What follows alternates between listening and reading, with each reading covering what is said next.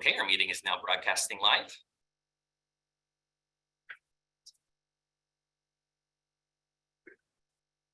Good morning, everyone. Today is May 18th. This is a special meeting agenda for the Joint Labor Management Benefit Committee. We'll call the meeting order is now 9:05. We are still operating as a hybrid, so we do have to do a roll call. And so we'll go in the order of the agenda.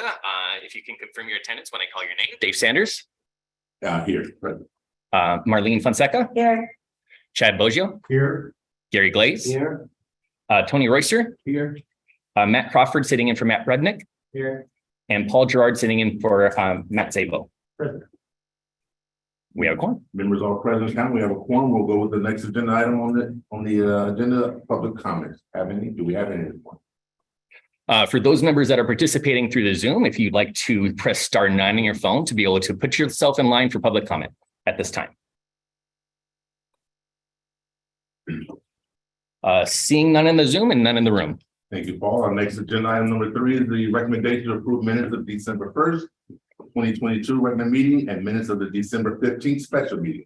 Do we have a motion to approve the minutes or any questions or comments? I accept the minutes for the 1st and 15th. I say. Move the second, all in favor, roll call again. Roll call again, one more time. So we'll go in the same order. So Dave, your vote. Aye. Dave votes aye. Marlene, your vote. Aye. Marlene votes aye. Chad, your vote. Aye. Chad votes aye. Gary, your vote. Aye. Gary votes aye. Tony, your vote. Aye. Tony votes aye. Matt, your vote. Aye. Matt votes aye. And Paul, your vote. Aye. Paul votes aye. It's unanimous. Okay, agenda item number 4, committee report 2318. EFAP service request for proposal, findings and recommendations.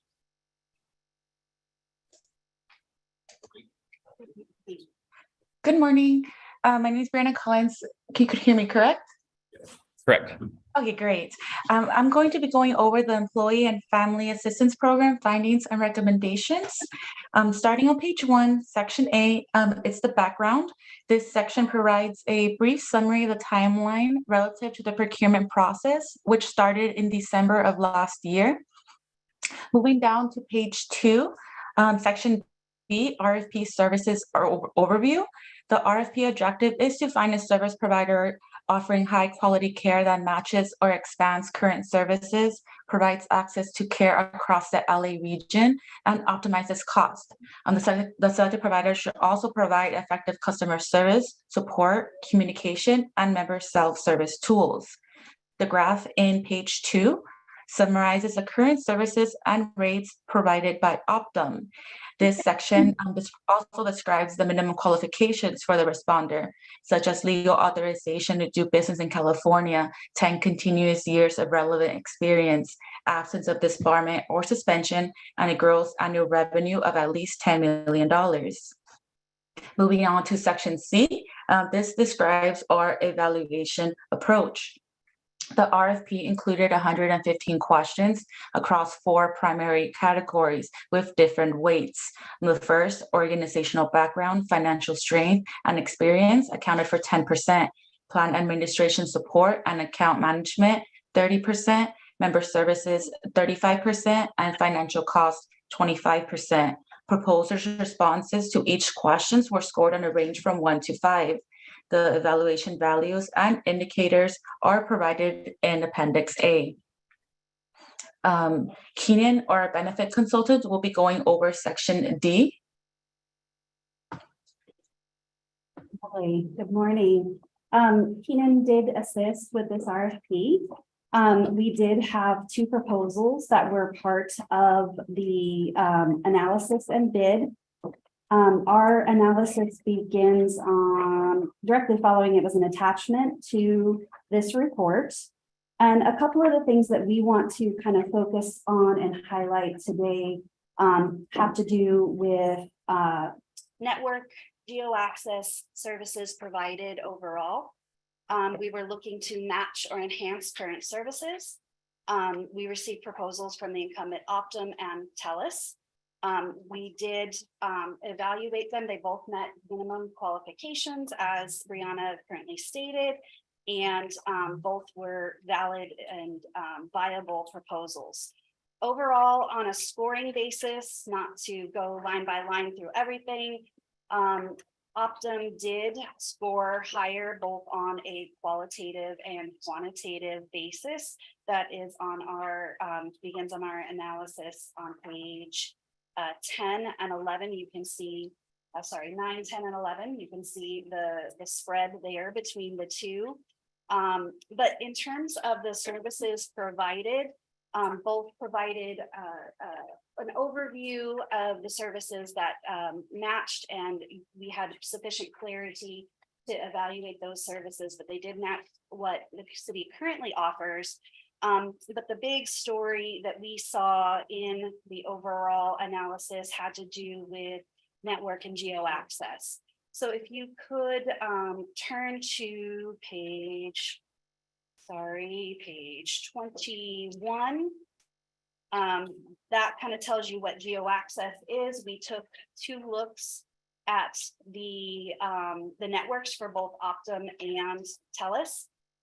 We looked at total access for the provider network, and then we also took a look at provider match. From a geo access standpoint, Optum's network ranked higher than TELUS.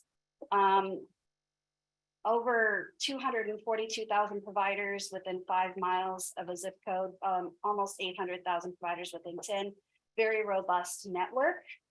TELUS, on the other hand, had a much smaller network, and within 5 miles, sitting at about 8,122 providers and 27,000 and a half providers-ish within the 10-mile radius.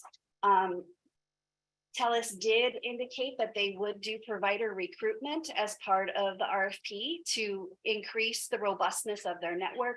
However, the delta between the two is quite large and was of concern for us. So that was a very important point that we wanted to note as far as geo access was concerned. On a provider match basis, if you turn to, sorry. We go to the next slide. So Yeah. we want the geo access does not tell us to provide a different network. I'm sorry, say that again. I'm looking to a bullet point that said what the geo access study does not tell us. Right, It can tell us the particular provider of the network is. correct. What does that mean? That mean What the geo access study does is it basically says what their specific access is, how many providers they have, irrespective if the employees of the city are actually using them. So it's just provider penetration. The slide 19 actually, okay, So sorry. it said if a particular provider of a network Mhm. is in network, doesn't tell us that. Correct. That's into the network. It means that we don't know if if they're able to access So them. there's no much work across the street or not, we don't know if their network is that not allow them to go there, or does it have impact? You're gonna want to go in network, which is why having a larger network is so much very important than having a smaller network, and why TELUS's network with being much smaller is concerning. So you have about 1,600 folks that utilize on average the services.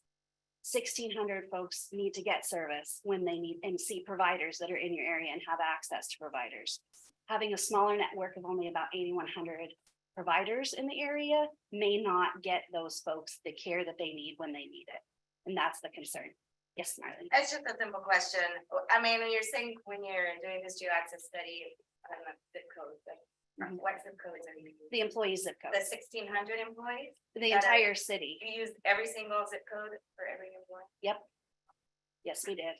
On a provider match basis, so those 1,600 folks that actually utilize the service, slide 19 kind of shows you what that looks like. So there's about 161 providers that the employees are utilizing. Obviously, Optum is the incumbent, they're within their network, there's 100% match. TELUS could only match 13 of those providers. So that's a big difference. So those folks who are currently seeing those providers under TELUS's model may not be able to see those same providers. So that's a big disparity. So it's about a 8% network match there, which is what 92% disruption. That's quite large. So that is a point that we want to make. Geo access is great. It tells you the size of their network, but provider match is important so that you can ensure your employees are able to continue to get the care that they need. And that's on page 19. I'm gonna pause there for any additional questions. TELUS is not telling us if they can get to that 161, it's just there's no guarantee they can get there. Correct. They would recruit, but those providers would have to meet their credentialing standards in order to be part of the network. Displacement or one of the biggest issues, I think we look in anything related to medical or any type of care. Exactly. It would depend. Some providers may be willing, some providers may not be willing. If TELUS would be the option that the city considers, then we would have to have some very strong SLA service level agreements and PGs surrounding provider recruitment. That would be our recommendation in order to ensure that you get as close as possible within a reasonable time frame, preferably before contracts start or shortly, a couple of few months thereafter. I wouldn't go too long at that. At some point, providers are going to make a decision. No, we're not, or yes, we are, or they may not meet those credentialing standards. So there's that to take into account as well. It could take months, Or either it couldn't happen at all. or it may not happen at all. Correct. So is there any data that leverage to give you an indication of the probability that you would be successful? I would say on average, provider recruitments, it can vary for EAP. It's really tough out in the industry for EAP providers right now. With the pandemic, their capacity for services was hit. So it would be more difficult now than in a quote unquote normal environment. It's really tough out there for them right now. So you said there was level of. I would. Are the EAP sessions generally in person?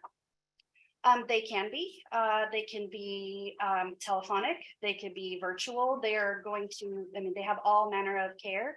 It just depends on what the person works out with the provider and what the provider is willing to do.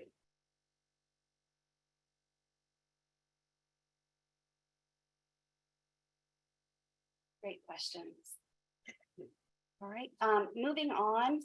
I want to talk a little bit about the services themselves. We did see a slight change in the service model that Optum did provide in as far as their quote. They did kind of change things up a little bit.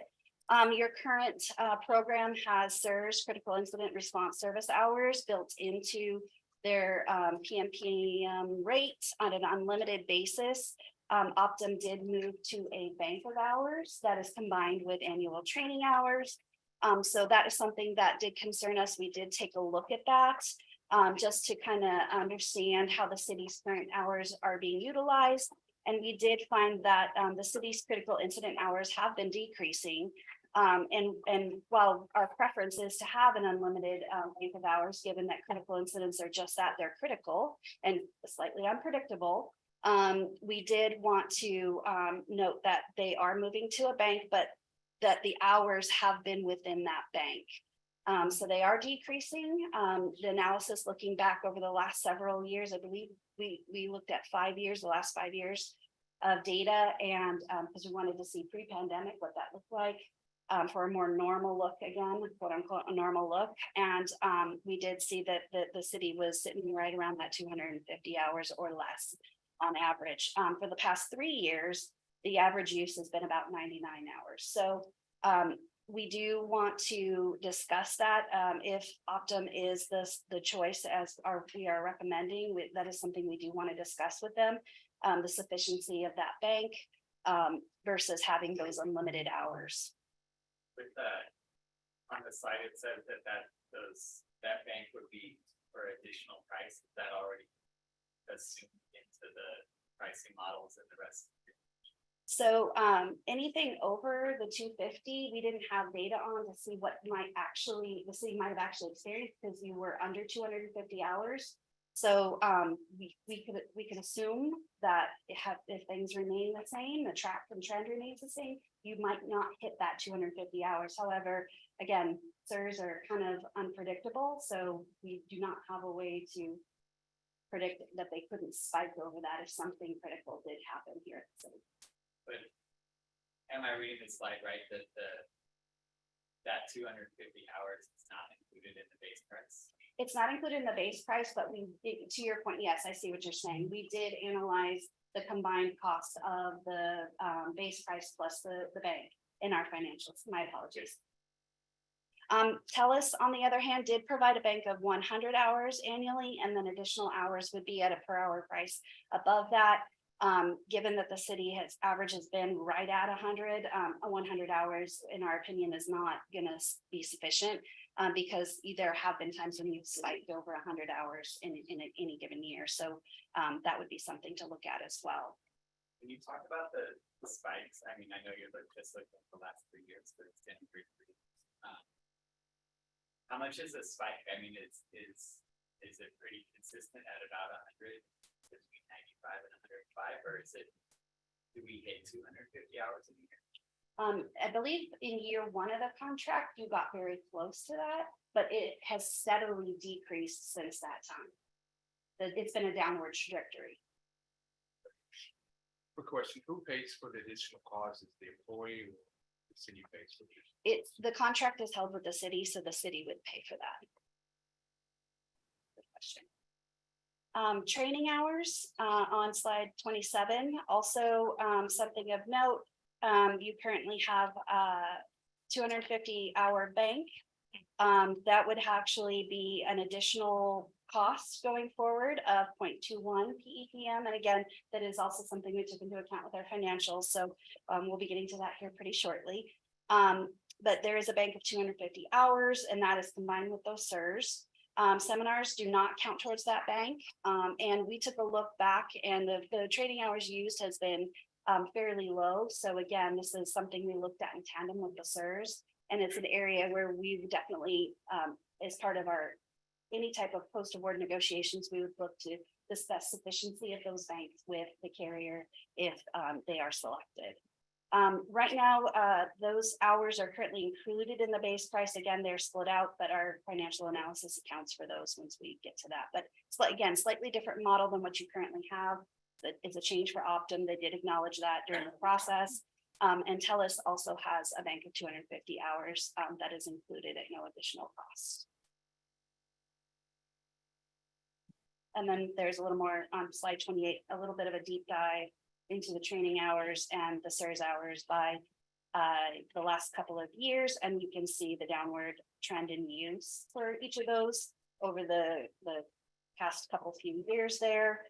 So again, our concern is we just want to ensure that there is sufficiency in that bank.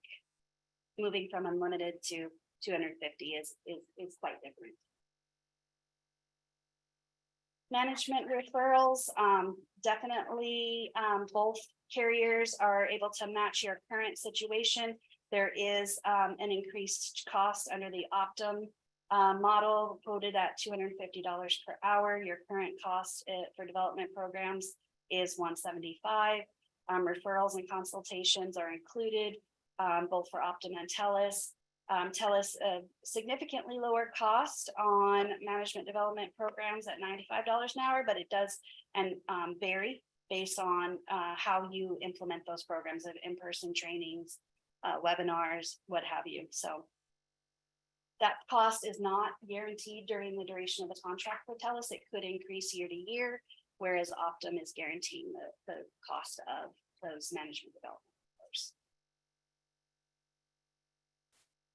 Employee engagement, very similar services offered by both Optum and TELUS. Again, we are seeing increase to the per hour charge for Optum from that 175 to 250. That is across the board with Optum. It seems to be their market adjustment, if you will, for the cost of their time to develop those programs.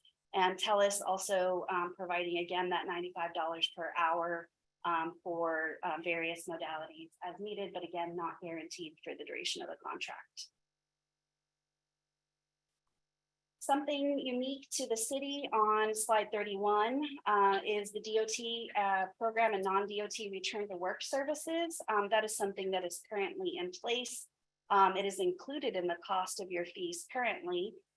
We took a look at what those cases have been over the last couple of years in order to get an idea on how that trend and what that cost would be if it was broken out, as TELUS did quote a separate fee for that.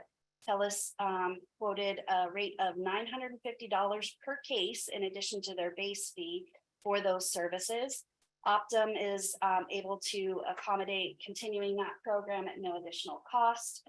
And you're looking generally around 19 to 21 cases per year. So a change to TELUS could be a significant cost increase over the PEPM if your DOT cases ran about the same as they have been in prior years. So about 20 cases at $950 per hour is about 20,000 at minimum in addition to costs. Program enhancements and commitments, we saw very much the same type of services. Both Optum and TELUS did have an offering for return on investment reports, which is something that we think the city should begin to look at and explore. They also have under their financial provisions and billing provisions, Optum had very favorable terms as far as waiving any type of late fees that might be imposed depending on billing issues. They also provide credit monitoring in a breach. They have local call centers, and both Optum and TELUS did agree to provide communications, HTML push emails out to employees to educate and remind folks about the EAP services. TELUS did offer up a very unique item in a platform integration with Microsoft Teams for secure sessions with employees.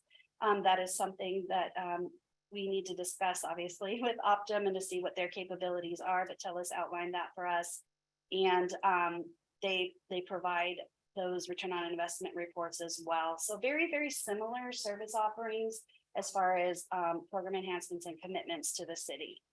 You said TELUS also has a call center that the microsite.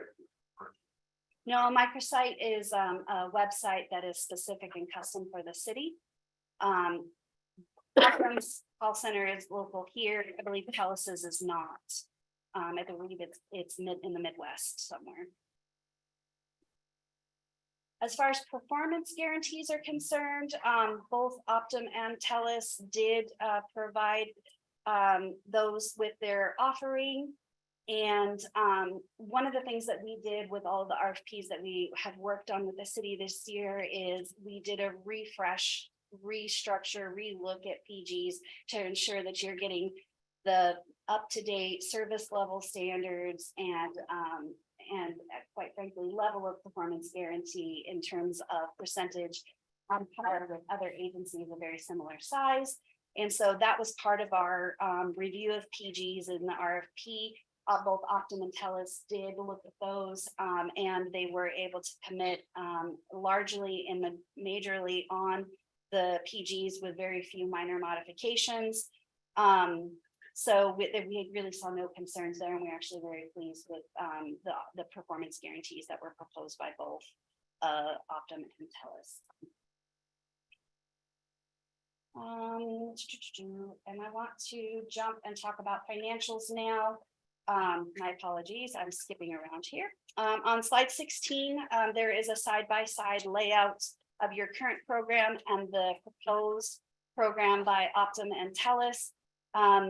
Optum, we did look at 5 session models, which is your current sessions, on up to a 10 session model. However, I do want to note that we have done an analysis in the past to look and see if it was prudent to offer increased sessions.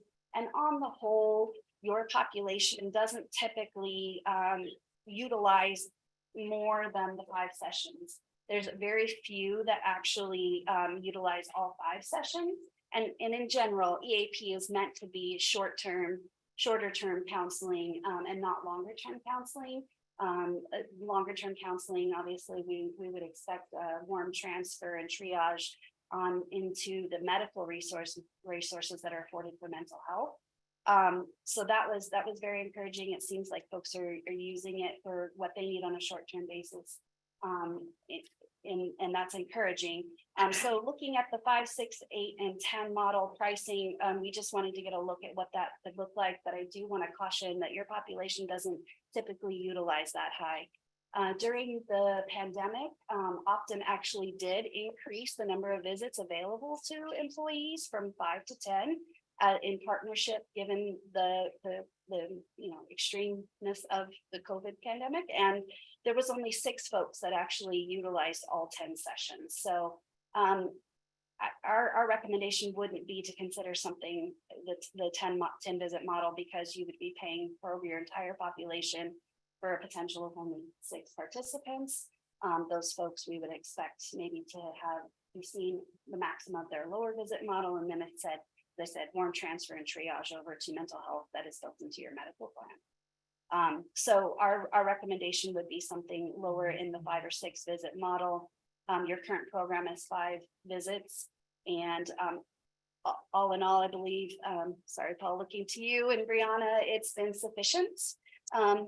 The 5 visit model. So that would be something to consider when we're looking at the program, and also as we're going into any type of post-award negotiations, we will be keeping that in the front of our minds as we're discussing that with whoever is recommended. Optum, as I said, they did break out their base PEPM across work-life balance, those training hours and SIRS hours. And I'm just going to talk in terms of 5 visit model right now, because that's what you currently have. But Optum did quote a rate of 115 PEPM on a base model, and then an additional top up of 0.21 PEPM to that rate for those SIRS, and then 0.16 PEPM for that work-life balance. TELUS came in, including all of those things, subject to whatever bank hour caps that they have, at a rate of 125 PEPM, which is what your current rate is for your program as of today. So very competitive on the pricing. TELUS did come in competitively, but again, we would caution it may not necessarily be apples to apples given the geo access and network. So that's something to consider. We did get talk about rate guarantees with both Optum and TELUS. TELUS came in with a 3-year rate guarantee. Optum came in with a 1-year rate, and then 2.5% escalators for each year thereafter, which is something that they built into their current contract that you have today. So not a foreign concept is in terms of how their pricing works. But that is something that we wanted to look at. In terms of potential for a 5-year contract on slide 17, we wanted to note that Optum is coming in higher than TELUS. However, there's a couple things to consider. One, again, that geo access and provider match delta and discrepancy, the disruption that your employees will see, in addition to the costs for the DOT services that would be on top of the pricing that is here in, running at about $20,000 on average per year. So that's all based on a presumption of a 5 visit model. Again, we think 5 visits or even 6 visits would probably be the sweet spot for your population, given the way that the employees have used the services in the past. I'm going to go ahead and pause there for any questions. I may have missed it. This work life included a lot of it, or the 16 additional cents per employment. Yes, that's included in that 5-year analysis. But what is the work life included? It's services that are provided through the portal. And I'm sorry, I'm drawing a blank here real quick. They're what they've been calling convenience services. So it's non-counseling services, like if you needed to find a babysitter, kind of those things, and other self-help, but also phone call center assisted services, elderly care, sorry. like those kind of things. Yeah. Non-counseling. And that is included in the pricing and the analysis that we did on slide 17. to kind of model out what a 5-year contract would look like. Because that is what you have in place today.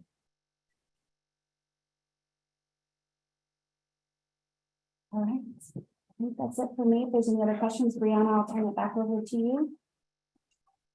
Thank you. Moving on to section E of the report, it's just a quick summary of what Megan just went over. Basically, each proposer's questions generally met the expected standard of each category with two key distinctions. The first being the provider network. Optum received a higher score in the access of care category due to its considerably larger network, which will result in lower levels of disruption for the employees. If Optum is selected, the city may want to negotiate additional performance guarantees to ensure members have the best experience using their extensive provider network. If Talos is selected, the city may want to negotiate ways to increase the size of its provider network and identify mitigation efforts while recruitment is being performed. The second area mentioned was financial. Both proposals have notable differences in cost and components with their training and critical incident hours. Neither provided a clear picture of its underwriting, and the city may want to negotiate the pricing in either proposal. Overall, Optum's offerings resulted in a slightly higher score in the financial cost category. Moving down to section F, the recommendation, it is recommended that Optum be selected as the LAWell program plan provider for a 3-year contract beginning January 1st, 2024, with an option for up to 2 additional 1-year terms pending successful negotiations. This does conclude the presentation, but we are open to any questions you may have. Hearing none from the committee. You ready for a motion now? Or are there any other comments yet? Any other presentation? We're done. I have a comment, if I could. Sure. So, you know, this is obviously a program that we've had and will probably continue to have after today's vote. I would just like this is a 5-year contract. I would love to see these dollars, not that they're not great programs, no offense to the program, but they're not being used that much, right? 1,600 employees is what percentage? And I don't think that you didn't cover the management usage. I'm gonna guess they're not using it. They get 5 consultations. It just seems like there's other newer enhancements to the benefit package that would attract the current demographic of employees coming into the city.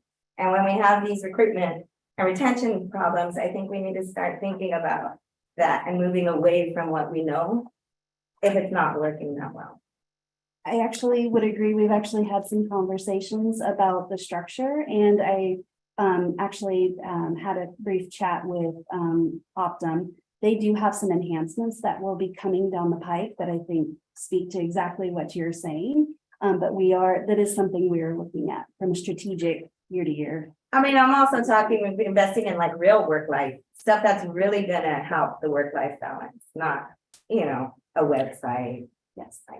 So I'd love to see the city invest these dollars into that in the future. So I'll just say, I think at the stage we're in, because this RFP was written in a specific way, right? We didn't ask for alternatives necessarily. It was asking to replace the services we have in place, but seeing the results, seeing what we got back, it's definitely what Megan was saying. It's time for us to look and see what else is available and maybe consider breaking up the services in future years. Or doing something different, exactly to what you're talking about. This is also, though, to where Megan, I think, is going. This is a leverage point for us to be able to negotiate with Optum now, currently for 2024, to see what else they can put on or make this more attractive for us, if they continue to be the one that the committee selects today. We are recommending a 3-year up to 5-year extension. We don't have to go the entire length necessarily. We have options to be able to explore services and do something later in the later years and not extend that contract. It all depends on what we're able to investigate and find. That's all I have to say. When it comes to services provided to managers, the departments, have we surveyed departments or GMs or managers to see exactly what they're looking for? Because when they think of EAP, whatever, it's just more like one-on-one employee. But there are certain circumstances as a manager or supervisor that if it was separated out, that, you know, we can utilize more. And maybe looking at it, like she was mentioning, the separate things where somehow during a survey, or whatever, like you might have issues with employees where bringing in, we used to have a contract, I forgot the lady's name, especially when it comes to like workplace violence, whatever. And before, as a manager making a decision, people we can talk to, the same time we go out and talk to the employee before the decisions are made, before there's any issue or problem. So that's a very good comment. We have not done the survey. Yeah. I can tell you from experience, we have departments that are regular users of services, and we have departments that never use them at all. Right.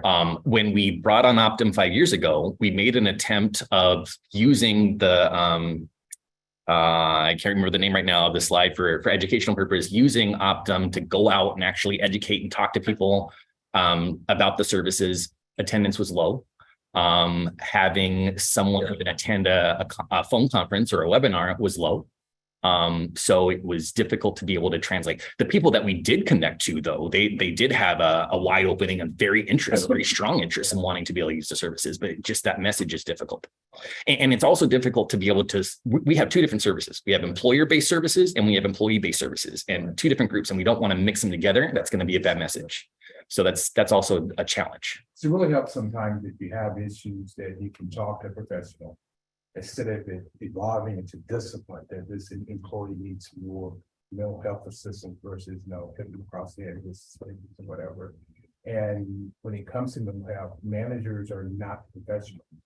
And we need people we can talk to, whatever, and at the same time talk to employees, talk them through your issues so it doesn't become a discipline. It's basically, employee needs help. Right.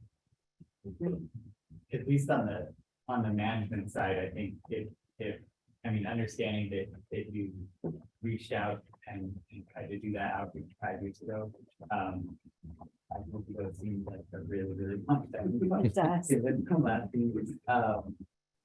Maybe we try and do that again to introduce what we have and what we provide to the people that are managers now. That'd be great. And to the employees, it's a much different world today than it was 5 years ago. People are getting attacked in the airport, employees are getting attacked in the airport by anybody who walks in and stuff like that. And I think it has to be more from PR so people know it. I think, in 1,600 people, I think a lot of them don't even know about it. Okay. The recommendation before the committee is that Optum, be tentatively selected as provider for LA level program. Do we have a motion to accept? Is there a second? Second. Motion second, and we'll open the roll call for. Yep. And we'll go in the same order. So Dave, your vote. Aye. Dave votes aye. Marlene, your vote. Aye. Marlene votes aye. Chad, your vote. Aye. Chad votes aye. Gary, your vote. Aye. Gary votes aye. Tony, your vote. Aye. Tony votes aye. Matt, your vote. Aye. Matt votes aye. Paul, your vote. Aye. Paul votes aye. And Petty, your vote. Aye. Petty votes aye. It's unanimous. Thank you very much. Committee report 2319, General Clinical Services, request a proposal, findings and recommendations.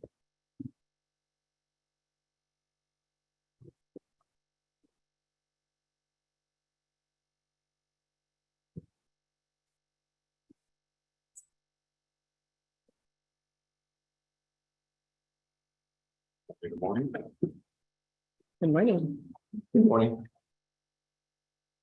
This is Chung Tran, Isela Dorado from Employee Benefits, and along with us is Melissa from Keenan and Associates. We will be going over the plan services report for today. We'll start with a quick overview, with a quick review of the dental RFP and services overview. The dental RFP was issued on February 2nd, 2023. The deadline to respond to the RFP was March 16th. The RFP was for fully insured dental plan benefits that match or expanded upon the current dental plans for the LUL benefits program. Provide access to service and care across the LA region with minimal disruption to members. Optimize the premium cost and to provide members with customer services, support and communication and tools to better navigate and utilize their dental benefits. The evaluation approach of the dental RFP included 143 questions over 6 primary categories. A total of 5 proposals were received by the RFP deadline from Aetna, Anthem, Delta Dental, MetLife, and Western Dental. All 5 proposals were reviewed by the dental RFP committee. Melissa and her team at Keenan also conducted a peer review, a peer review and analysis of the 5 proposals as well. Review and scoring of the proposals were based upon responses to the RFP and supported by the analysis performed by Keenan.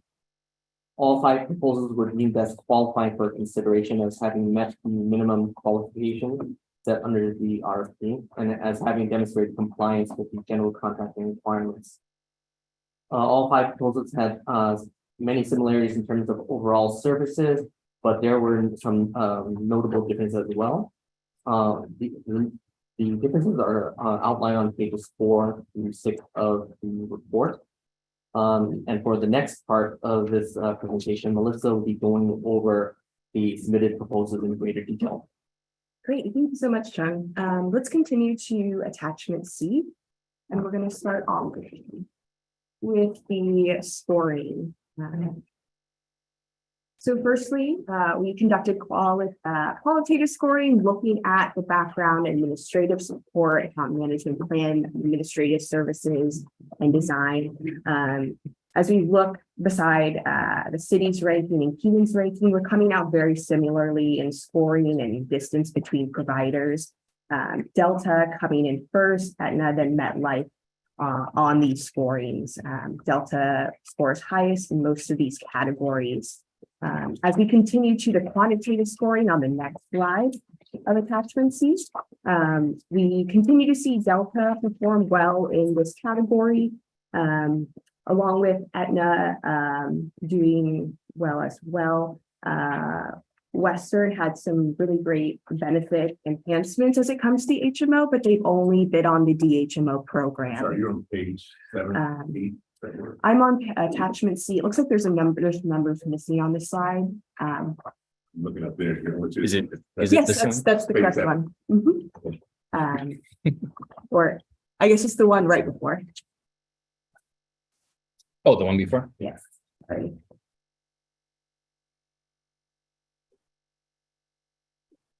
And the quantitative scoring looks at sort of access, continuity of care, and financial costs. So on this slide, we see Delta, again, strong respondents. Western had great response as well as it comes to plan design and cost. There were some really great enhancements and decrease in co-payments for services, but they only bid on the DHMO and did not provide a bid for the preventative and PPO plans. On the next slide, we'll see sort of an overall. And again, side-by-side scoring, the city's ranking and Keenan's were very aligned with Delta coming in first and Aetna following suit. On the next couple slides, we see some information about references, but we're going to continue over to plan design. We wanted to look at match the current and enhancements. All proposers did provide really great matches to current. These are just some nuances that we found as digging into the proposals to kind of see what some differences may be in services provided.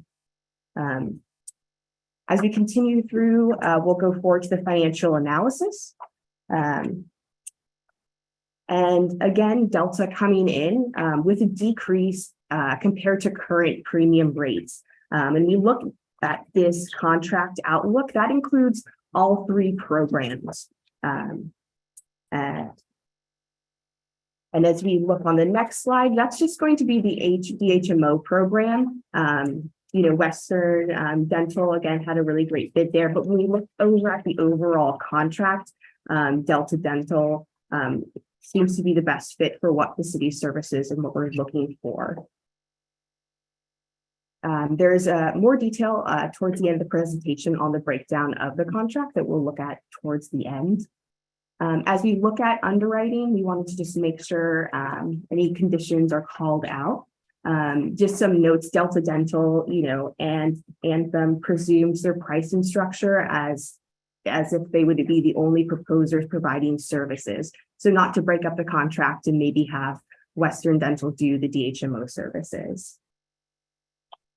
On the next slide, we're going to go into disruption. Disruption looks at of the providers that the city's membership is currently using, and seeing whether those are in network and out of network for the proposers that we receive responses for.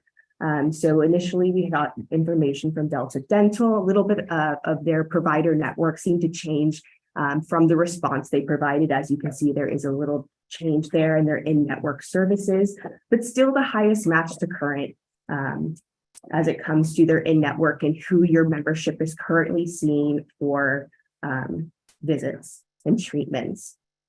Following Delta, we see Aetna has a pretty strong match along with MetLife.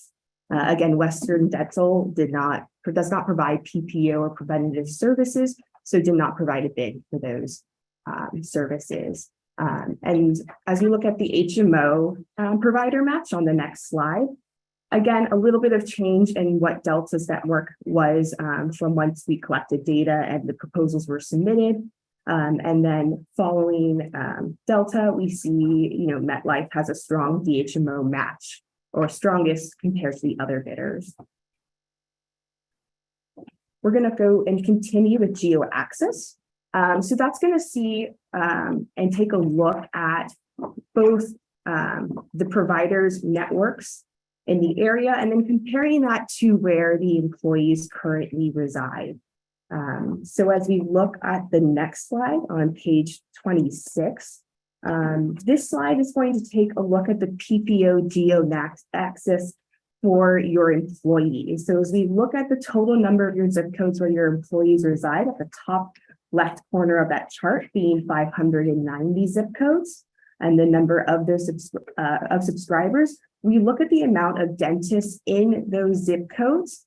If there's just one dentist in a zip code, but you have 100 members trying to see that one provider, that's going to be hard for scheduling and access. We want to make sure that there's access and it's robust enough within those geographic areas. So as we look at that, we see the number of dentists for each provider for both dentists and specialists.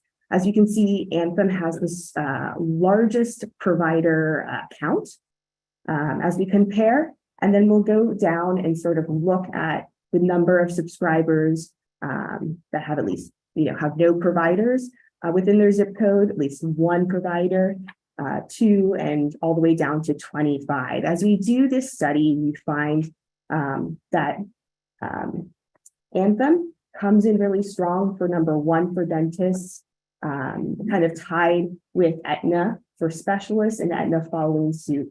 Delta Dental, our current provider, comes in sort of mid at 3,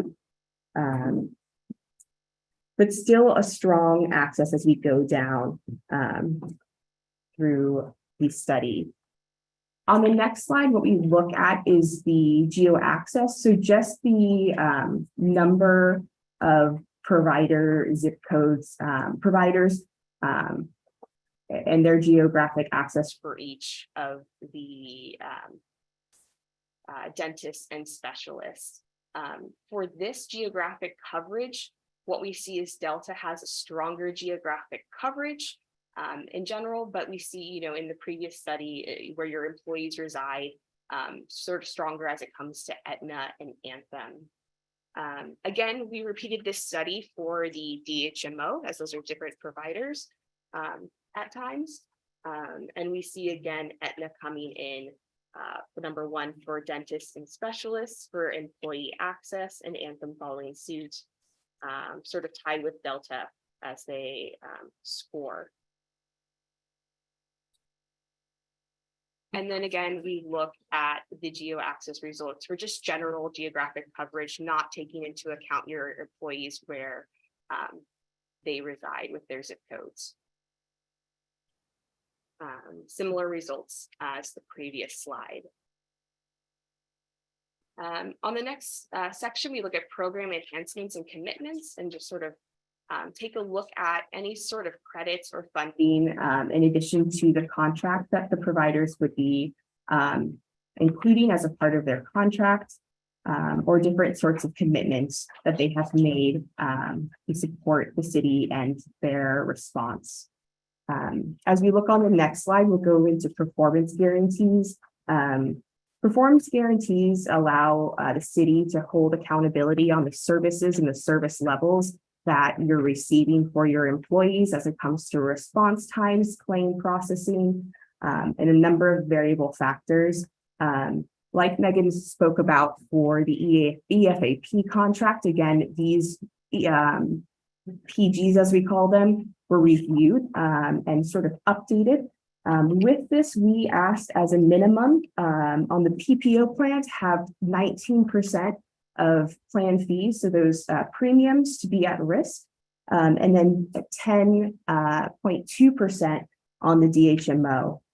Delta came in strong and increased their amount of PG or what they would pay out by, over 10% on the PPO, and similarly kind of doubled that amount on the DHMO. So really a great commitment there.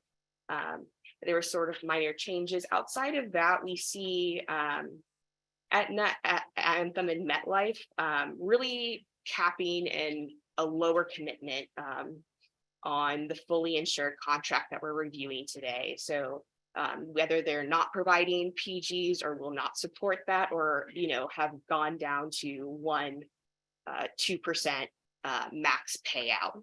So a lot lower than what we were offered with Delta Dental.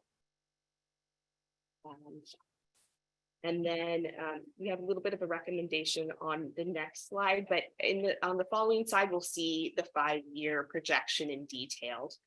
So seeing Delta first, again, that was our lowest cost full contract. You can see the sort of rate decreases for the first 3 years. So with that similar recommendation of a 3-year contract with options to extend. And with that, I'll thank you so much. If there's any questions. Question. Mhm. The life of the contract for 5 years, like $100 million, correct?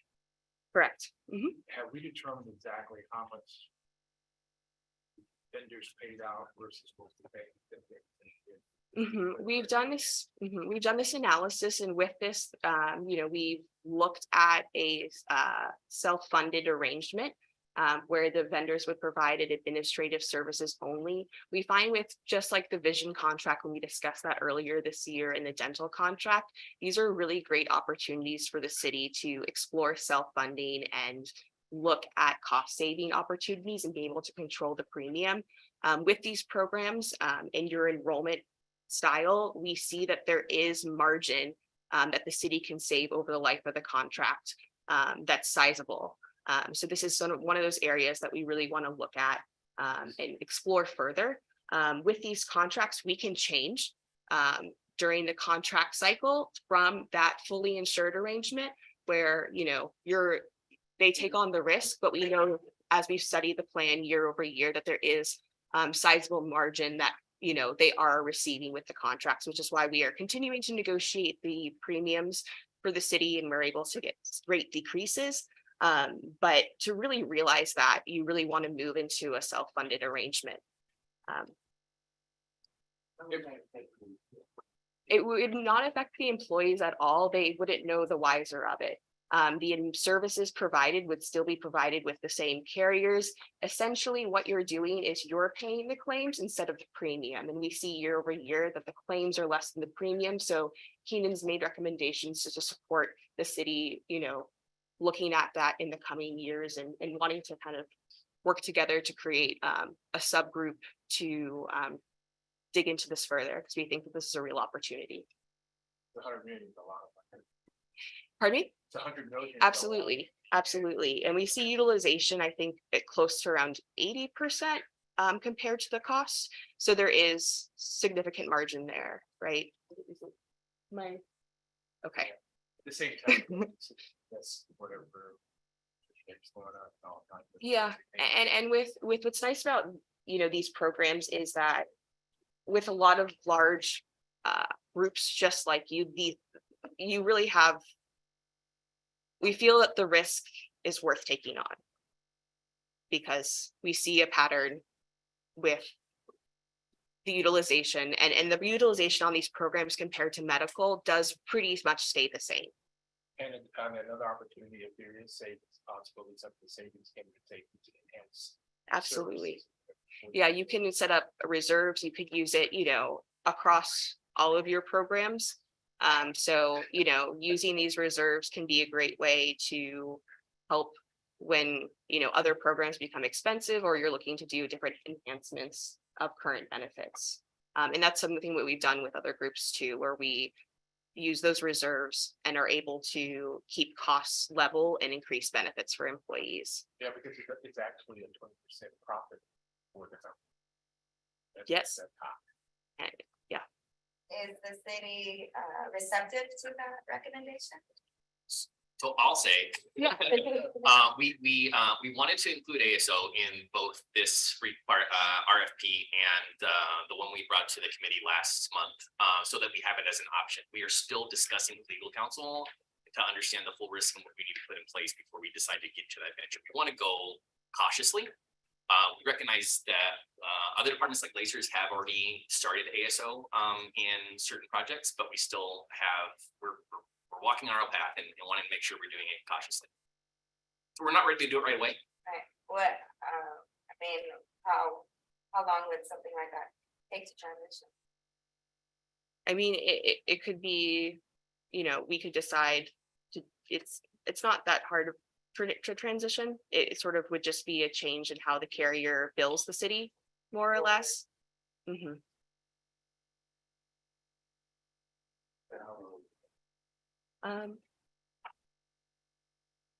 The next opportunity would be Yeah. if we just went for 3 years.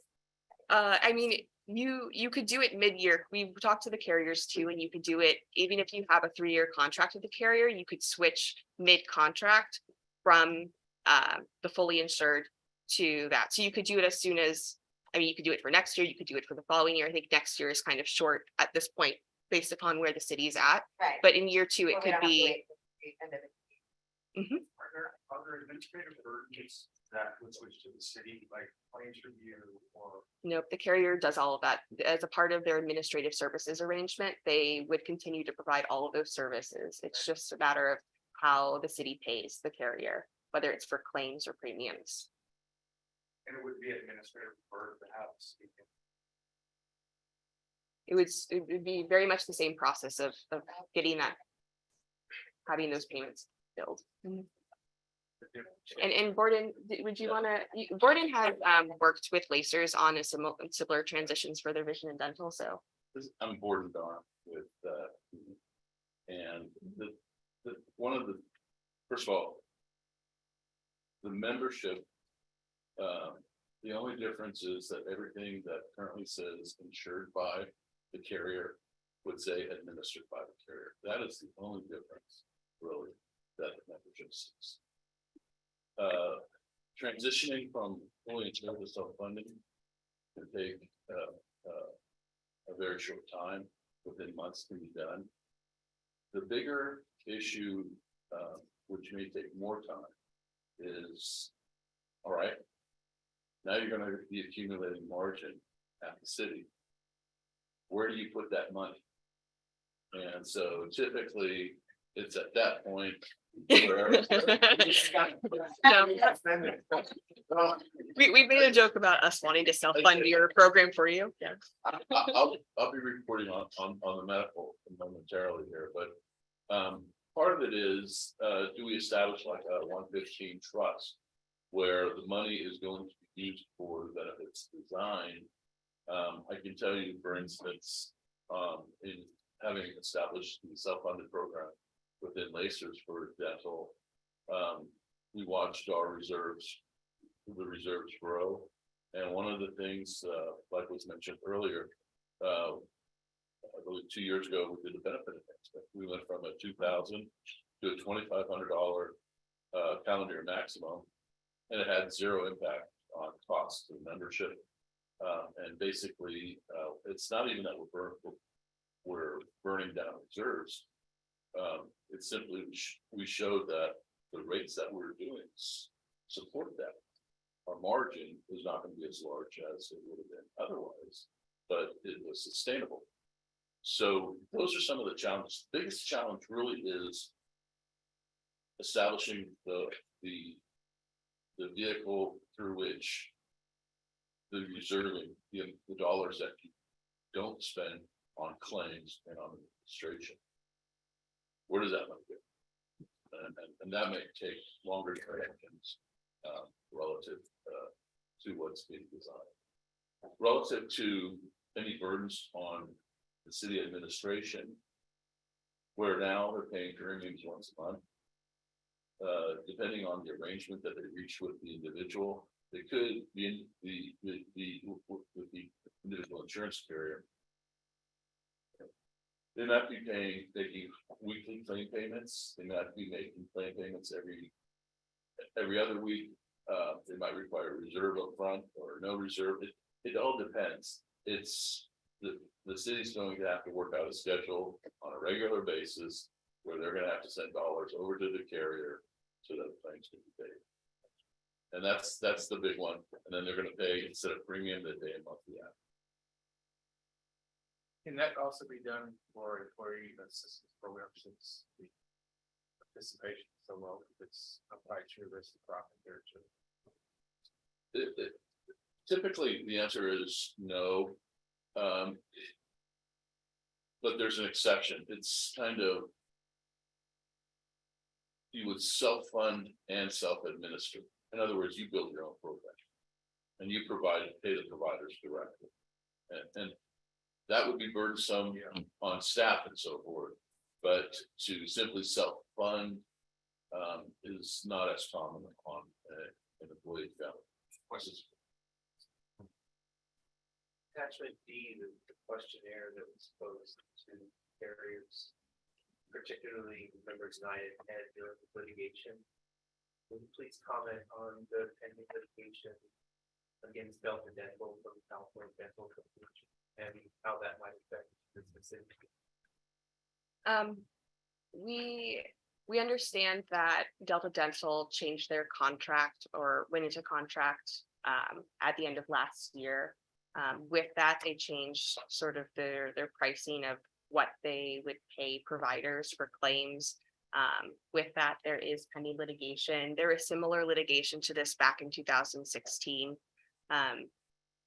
It's sort of ongoing at this point. Delta has made commitments, and as a part of our performance guarantees and the contract negotiations, we would want to ensure that any changes to network would be either refilled and providers would continue to be added to the network to ensure that there isn't disruption for members in that way, and looking to see how they can perhaps regain the current providers that the city was previously seeing that are out of wet network at this point.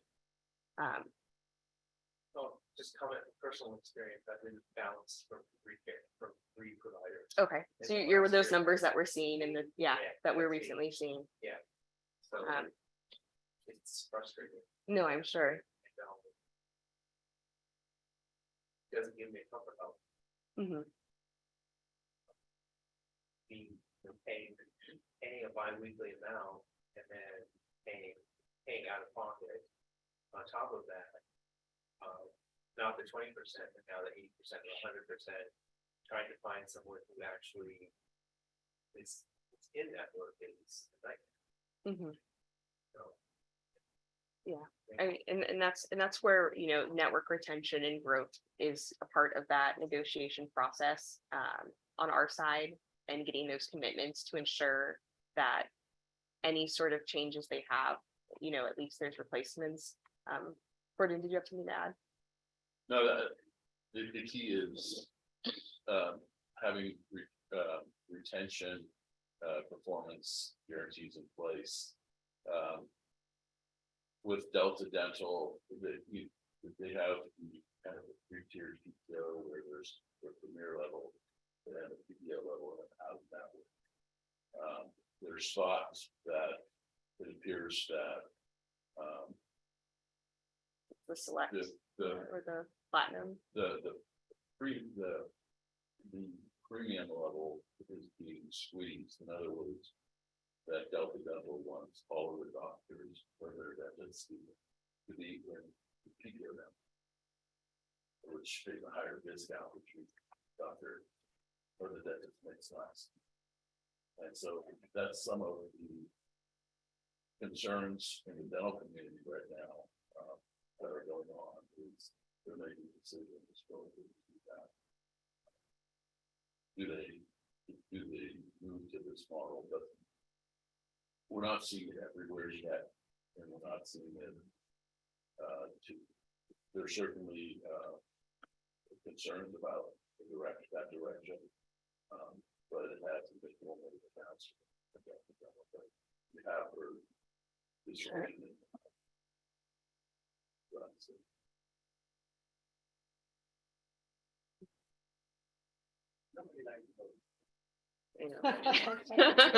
So you're not, I mean, just like Paul said, not like for the dentist, but you sure don't have to go to the treatment every other month, you know what I'm saying? So, is Delta Dental going to be around the way we know it?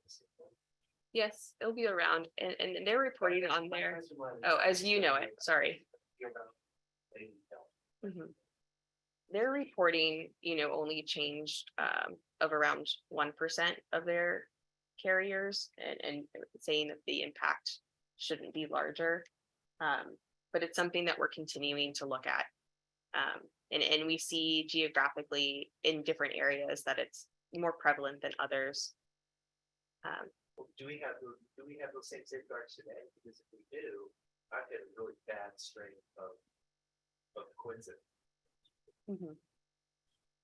Yeah, I mean, we look at PGs with the providers, and it can be just a matter of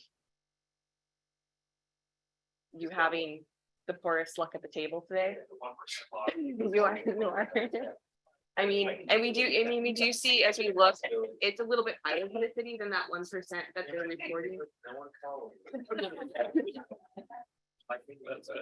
No, I mean, if we look at the provider, the network disruption on, let me just go back to this here. Is it possible, in one of the decisions to have Delta do the company like I think they have Delta plan to address this issue? And what plan do they have, which is make sure it's not a problem. And it's one. That's okay. No, I just wondering if you're into a self-insured arrangement where money comes out of Delta's pocket, does that change? Doesn't change the network, because you're still going to, if you're going to use Delta Dental, you're still using their network. So, think of self-funding as you pay in $10 bills or $5. It's gonna still be. And it's seen with a few of the providers. Yeah. They don't know each other, right? I will say one other thing. Part of it too is dentists are retiring. Delta Dental does show growth in their, they're adding dentists in areas where they see retirement as well too, and that does become an issue. I know I've experienced that. My dentist simply retired at that time. Yeah, and if we look at the cities, this report, we do see there is a change, right, in Delta's network access on the DHMO and HMO between 2 and 3%. And we, if my memory serves me, we did get this information or the reporting from Delta initially last in November prior to the contract negotiations. So this sort of captures what we anticipate to be the change in the access, but obviously continuing to look at it and work with Delta to make sure. Delta Dental does have a very specific presentation that they can prepare for the city relative to disruption realized over the year, and what they've done to also replace that disruption. Aside from their kind of projections, whether it's system-wide projections or their city-wide projections, do you have service levels or any level of guarantees around that disruption in terms of So we thought it would be two, it turned out to be that. Like, there are consequences. Yeah, and that's within our PG. So, depending on, whatever the tiering is, then there's a payout to the city. The other comments, questions? Is this going out throughout the industry? What's unique with Delta Dental is that recent contract negotiation and that coupling with sort of the trends we're seeing. I think also COVID played a part in impacting dental providers' choices to continue to keep practices open. So I think it's sort of a blend of both. It's a much more prevalent issue in rural California and in Northern California. If you believe in it, it's great.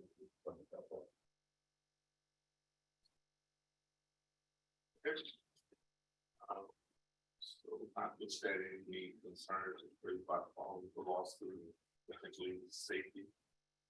Before we move on to recommendations, if you want, when you made an additional request to have Delta do a presentation.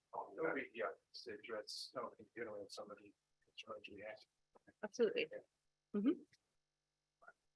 Okay, to close out this presentation, Isela is going to go over the remaining sections of the report.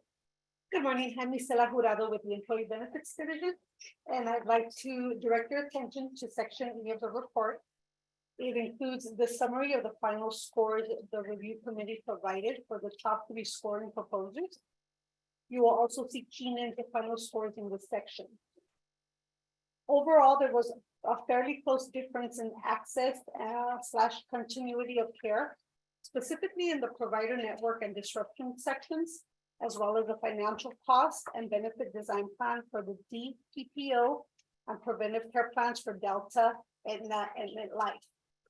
And although the financial costs for the DHMO plan vary slightly for Delta, Aetna, and MetLife, there is a greater difference in the access / continuity of care in the provider network and disruption section, as well as the benefit design. Keenan just discussed these specifics, and as you can see from the final scores, Delta outperformed Aetna and MetLife by a slight margin in the overall scoring. But I did want to point out some factors that are in the body of the paragraph. So it is our recommendation to tentatively select Delta under the stipulation that negotiations on certain sections that are listed in the RFP are agreed to in the next 45-day deadline. Should these negotiations be unsuccessful, then we recommend we move forward with negotiations with Aetna for the discussion and the reasons we have listed. Therefore, it is our recommendation that the JLMBC should recommend to the general manager of the personnel department that Delta Dental be tentatively selected as a provider for the LA Well Programs Dental Plan for a 3-year contract beginning January 1st, 2024 through December 31st, 2026, with an option for up to 2 additional 1-year terms pending successful negotiations by the personnel department with Delta Dental for, at a minimum, contract requirements, prices, premiums, and service level agreements.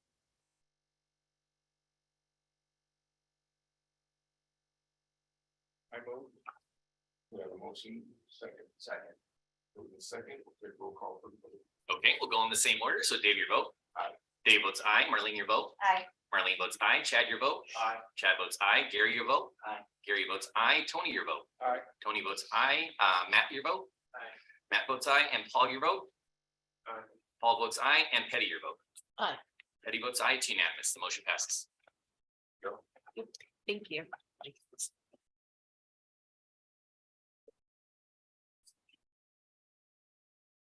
Okay, next agenda item, the report to service provider renewal updates. Oh, 2320. Do you want to skip to 20? Oh, I'm sorry. No, I don't. Okay. I follow. Good morning, JLMBC members. This is Rodeanne Gonzalez, Management Analyst of the Employee Benefits Department, here to present the report on the 69th Annual Employee Benefits Conference. This year, members may attend in person or virtually at the conference in Boston, Massachusetts, from Sunday, October 1st to Wednesday, October 4th. Staff recommends that the JLNBC approve the necessary funding from the Employee Benefits Trust Fund for any interested JLNBC members and staff to attend the October 2023 IFEVP conference, either virtually or in person in Boston, Massachusetts. More information about the conference recently became available as a PDF brochure and can be delivered to you upon request. Information on travel expenses are listed in the body of the report, and I'm happy to answer any questions you might have.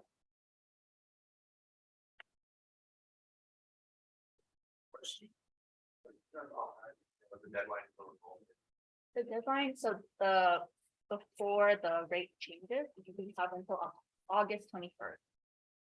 But I will be reaching out to you all to see who has any interest in attending. But yeah, so the answer is yeah, we get a motion moving forward. Get a motion for that. Second. All in favor? Okay, we'll go the same order. So Dave, your vote. Aye. Dave votes aye. Marlene, your vote. Aye. Marlene votes aye. Chad, your vote. Aye. Chad votes aye. Gary, your vote. Gary votes aye. Tony, your vote. Aye. Tony votes aye. Matt, your vote. Matt votes aye. Paul, your vote. Aye. Paul votes aye. And Petty, your vote. Aye. Petty votes aye. It's unanimous. The motion passes. Thank you very much. May report 2321. Renewal of the. So I'll start off with this one. We every year, when we are not in an RFP cycle, we do renewals with our medical providers. Our medical providers only provide a 1-year rate guarantee, and we have to go through renewal each year. We have not had this happen for the past few years because we've been back-to-back RFPs for medical. And we executed an agreement for a 2-year cycle when we selected last year. So this is the first renewal process that we've gone through in a while. The first part of this report is giving some statistics and updates for where the proposals landed, and more so for budget projections, since the city's in budget right now. I'm going to pass it on to Keenan to go through attachments B to actually talk about the rates for our provider renewals.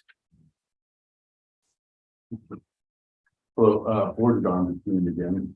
I'll go ahead and I'll start with Anthem and then go into kind of the update for Kaiser as well. So for 2023, the base pricing for the Anthem program is about $141 million. When we received the underwriting for 2024, the underwriting showed a need for a substantial increase, 30.4%, which is a lot of money. As a matter of fact, we're talking about 189.5 million, or an increase of $34 million. So there's a lot of work that needs to be done on that. Fortunately, there's a rate cap in place at 9.9%. So where the underwriting showed a move to 189, what we're looking at is a move from 141 million to 155 million, an increase of about $14 million or 9.9%. That's based off of the rate cap that's in place. We are trying to finalize items with Anthem, and we'll be doing so within the next couple of days. Some of the key areas to point out is within the industry, there's this year projected for the next year trend, which is trend is used to calculate what the rate of inflation in medical care costs and utilization adjustment. In other words, the increase of people using those services. There, we're seeing medical trend being projected at 9.5 to 10.9%. And because we're looking, and that's an annual trend, because we're looking at it on a retrospective basis, in other words, underwriting looking at the most recent past 12 months, and they're projecting for 2024. That trend is compounded to reach the mid-period of 2024, meaning that the overall impact of that 9.5 to 10.9% trend is really closer to 19 to 20%. Increase in projected costs. And I'm gonna come back to this theme. It's one thing to project it, but my bigger concern is, what if they're wrong?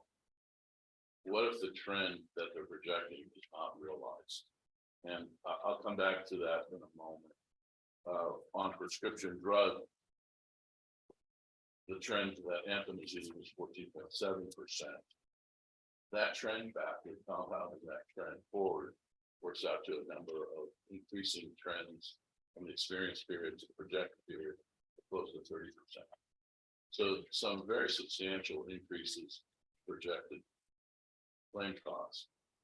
And finally, there's some other more minor components that we're also discussing, but one of them that's worth mentioning is the request for the amount of retention. The admin, what does it cost to administer the program? There, the medical was that about $168 per employee per month, with the prescription drug program at $41 per employee per month. Those numbers need to be reduced substantially. They're not in line with industry standards. Again, if you were to self-fund, what would those numbers look like? They wouldn't be around $200, they'd be about $40 per month. And so there's a lot of room that we need to work with them on it, and I recognize that on a fully insured basis, retention has other components built into it, but in essence, that's what it comes down to. It's not like it's close, we're way off. And so we'll be working on that as well with that.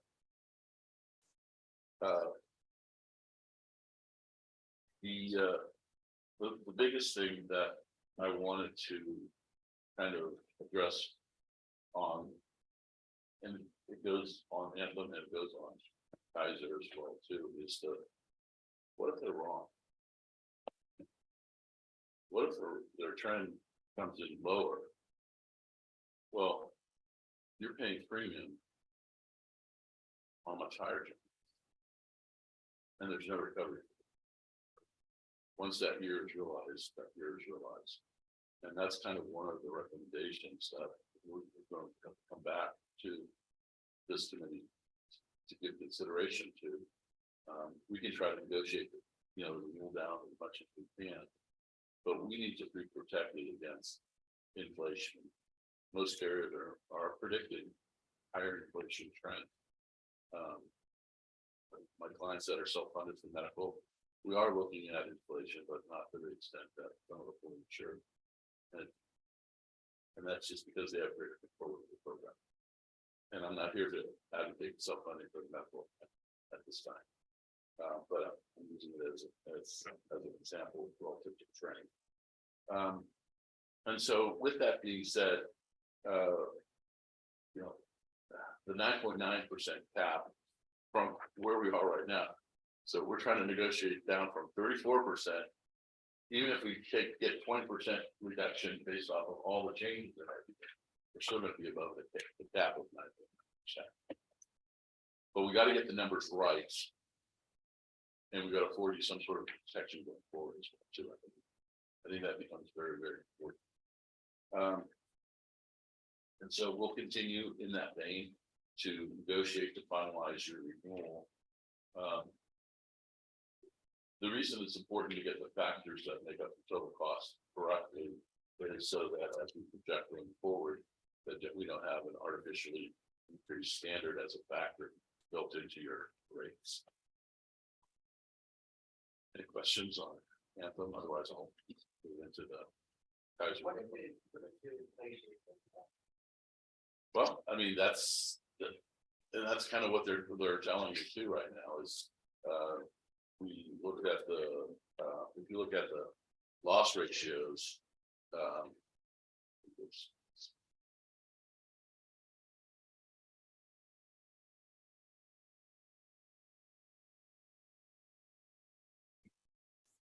with its attachment D. If you look, there's kind of the loss ratios for the last 3 years, for 2021 and 22. And you see, you know, in 20, we had an 85.8%. Well, yeah, we also had COVID, nobody could get care. So that loss ratio is gonna be that. And then in 21, we still have COVID, but more people are getting care, and we're at 92.3.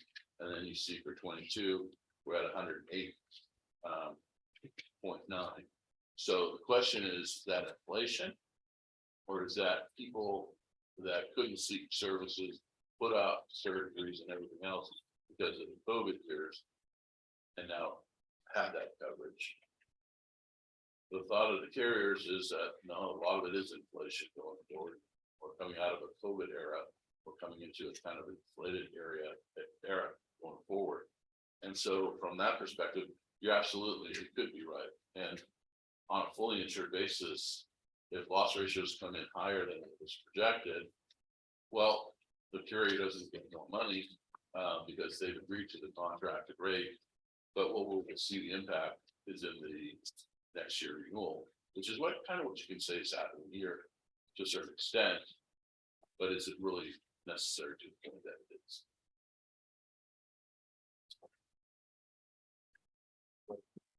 Is that not a little bit self-fulfilling from the provider standpoint, if to propose or assume a future year of inflation and then ask the city or whoever else in the client to pay higher premiums around it, allowing them to build that inflation for their model and then project this inflation to the model. Yeah, I mean, it's kind of self-fulfilling, absolutely. And that's where, for instance, with Anthem, you have what's called an experience rated contract, meaning that your renewals and your premiums are based off of actual utilization plus trend. What you don't have is, for instance, a year in the county. Because then you would be a fully insured experience rated plan that's participating, such that there's a year in the county at the end of the year. Look at expenses, claims, all the costs. We look at the premium remitted, and the delta is then returned to the city. I think that might be an avenue, but again, it also requires a mechanism where those monies can go. And that's kind of one of the things that the city does not have yet, but should give consideration to. Yeah, so that's one opportunity. There's other opportunities too of potentially looking at guaranteeing different components that are higher. Then there's the consequences of the I know this, it's year 2 of 2, right? So there's not a renewal in this contract. There is an option to extend for up to 3 1 years. And that will be a later discussion that we'll bring forward to the committee. With if totally making numbers up, if you're able to cut out, that you have that 20%, as James call it, commission, I don't know what else to call it. If you're able to work out 10% of that, then they're looking at costs going up 20% and the premiums are going up 9.9%. That's the ceiling. If we were to renew, would there be an ability for them to recoup that gap in future years, or does it work just like it works for them? The year is over. Is the year over for us too? No, the year is over, but you'll see it. And then for instance, if you were a participating contract, yes, there could be a request for a payout, but typically it's worth it. And that's the other concern of why it's so important to Because you bring up the point of, let's say we're successful and we knock down from 34 down to 20, but our renewal is still 9.9. Well, that means that technically, if the numbers are right, they're working at a 10% loss, which means where's that gonna hit us? Well, that's gonna hit us in the next year.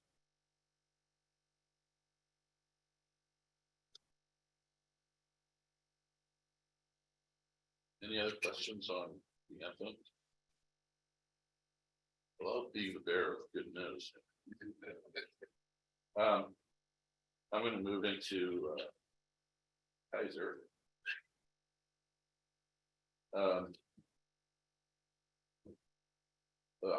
For Kaiser, it's also one of those where your Kaiser program is cut. There's no rate cap in place right now.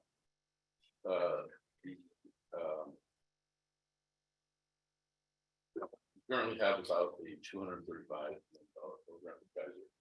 It's the requested increase is 10.43, moving it to 200 and this well $259 million.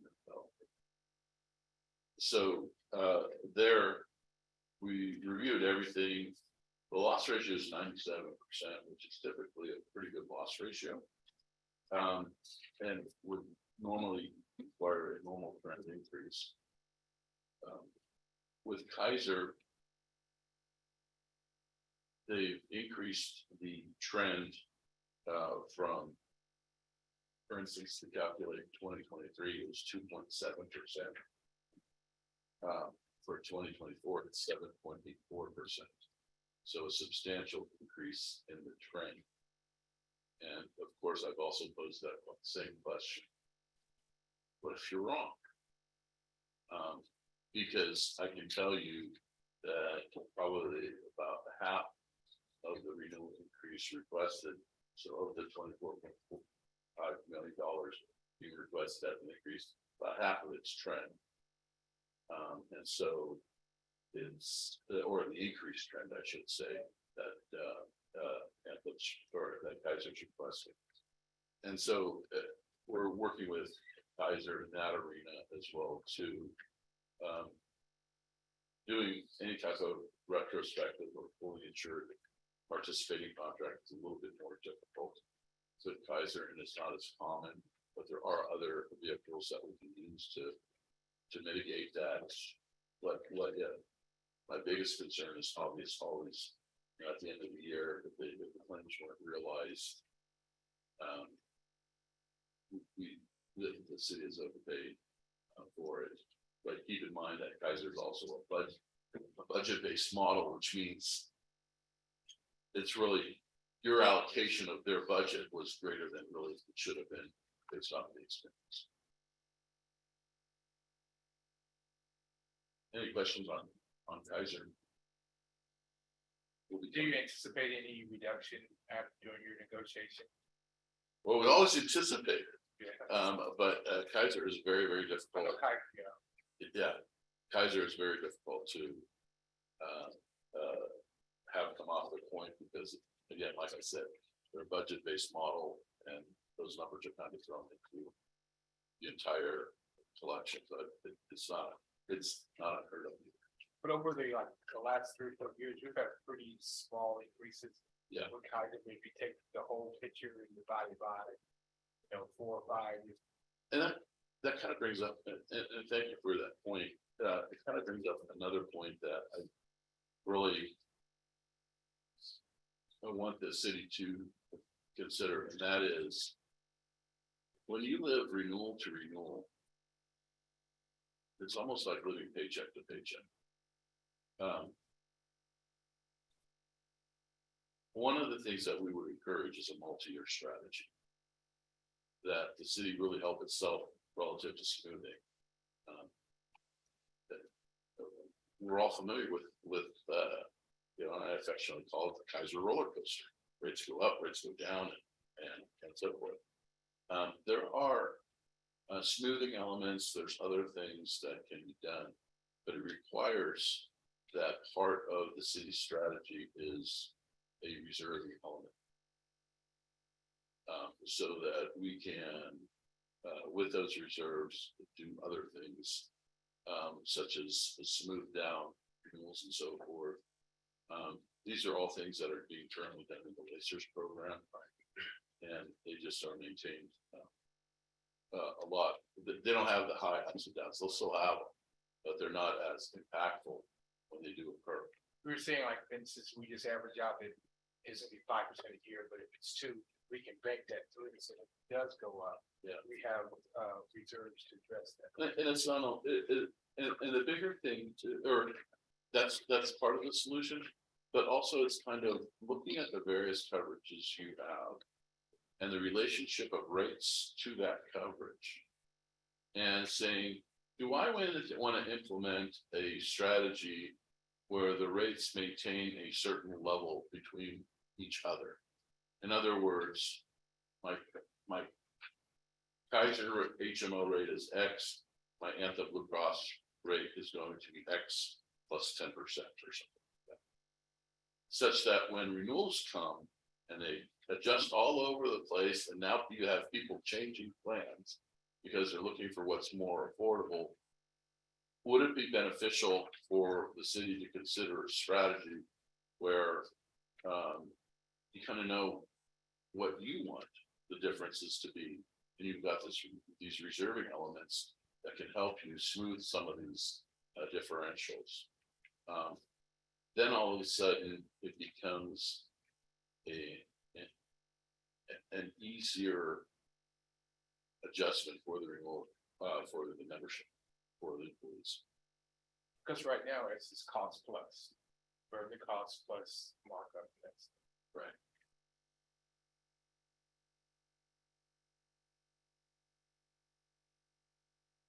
That really concludes my report.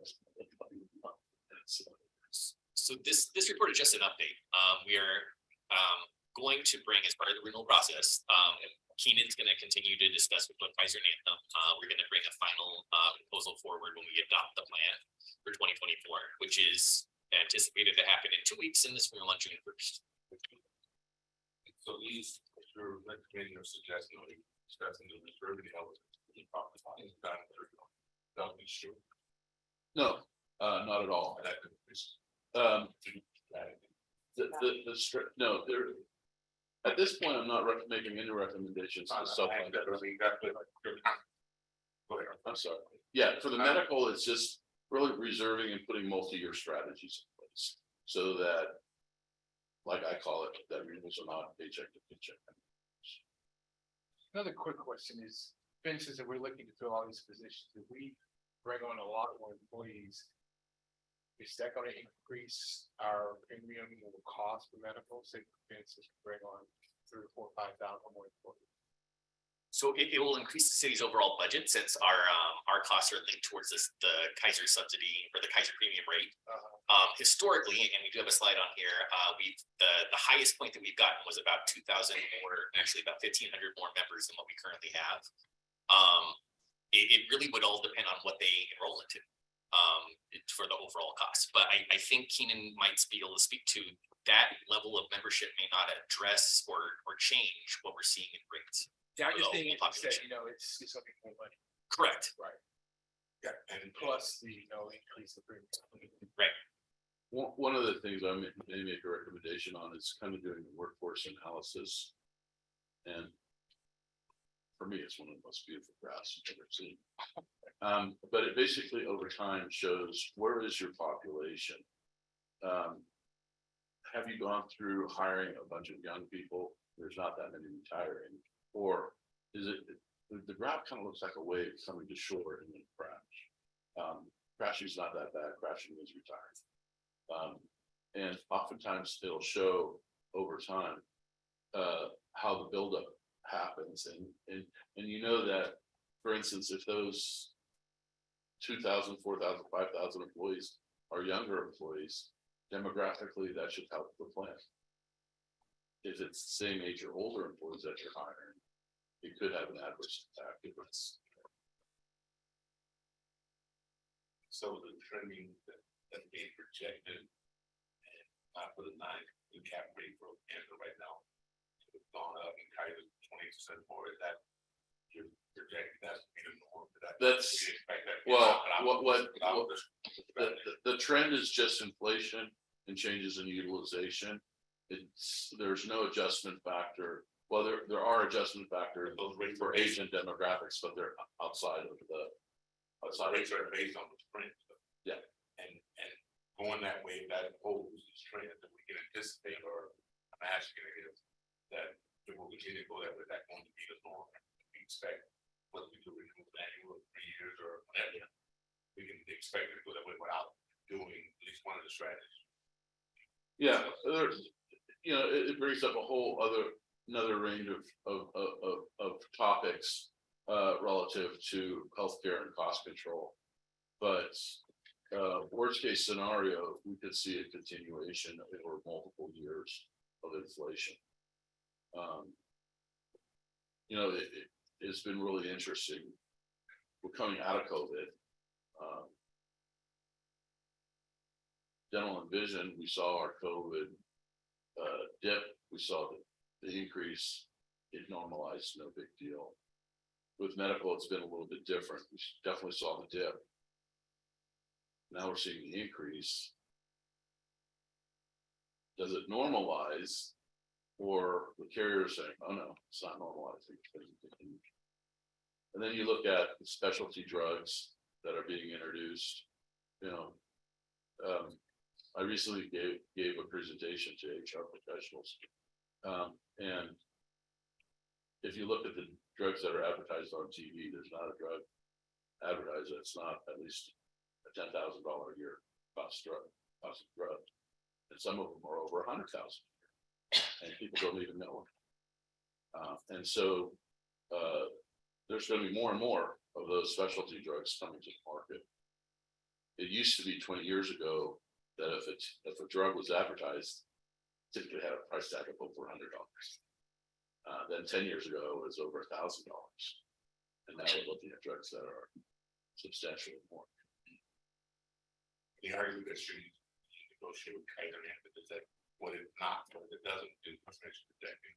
Is that what we're saying? And then yeah, we're looking for remedies for what if you're wrong, definitely.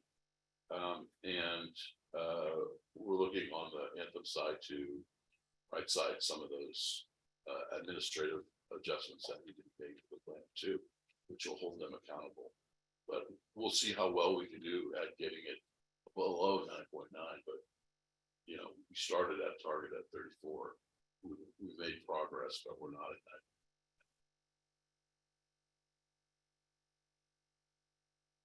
thank you. Thank you.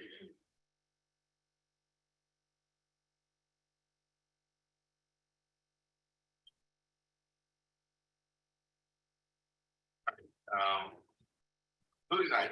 What's the future good items? I think Tony had money here was back from Delta. Yep. That's right. Maybe not. Yeah. Any other questions? I know it's an ongoing discussion amongst staff and Keenan, et cetera, but would it be helpful to have a more focused report discussion on the self-funding aspect, at least around dental? I mean, maybe on what we just heard, but at least around dental. Yes, It seems like there's a lot of interest there. any other? Non-next meeting date is scheduled to be first. 5-6 and motion for adjournment. So moved. Thank you all.